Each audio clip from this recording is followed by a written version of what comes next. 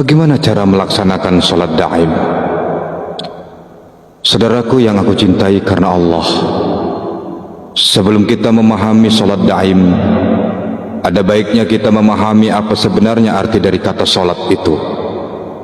Sholat adalah mengingat-ingat Gusti Allah atau zikrullah di waktu duduk, berdiri dan melakukan aktivitas dalam kehidupan. Sedangkan kata daim itu memiliki arti terus-menerus ataupun tak pernah putus. Jadi, jika kedua kata itu digabungkan, maka sholat daim itu berarti mengingat-ingat Gusti Allah tanpa pernah putus, atau zikrullah secara terus-menerus. Salah satu contoh dari sholat daim dapat kita tauladani dari sejarah saat Mbah Kanjeng Sunan Bonang mengembleng Raden Mas Said yang pada waktu itu sebelum bergelar Sunan Kalijogo. Saat itu Sunan Bonang sudah mengajarkan apa yang dinamakan sholat daim pada Raden Mas Said. Bagaimana sholat daim itu?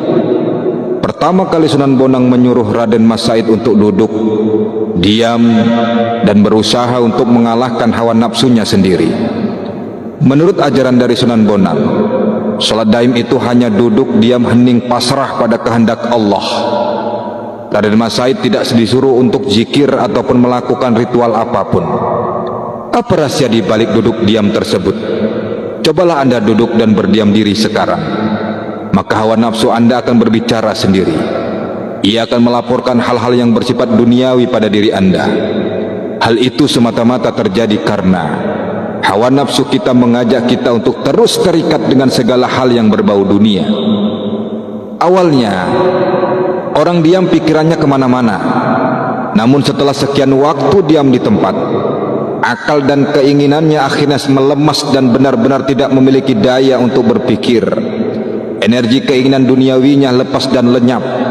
Dalam kondisi demikian, manusia akan berada dalam kondisi nol atau suung total, karena ego dan hawa nafsu sudah terkalahkan. Demikian juga dengan kondisi Raden Mas Said ketika bertapa di pinggir kali. Ia hanya pasrah dan tidak melakukan ritual apapun, hanya diam dan hening. Hingga akhirnya Sunan Kalijaga bertemu dengan guru sejatinya. Keutamaan diri ini adalah mengetahui hakikat solat, sembah dan pujian.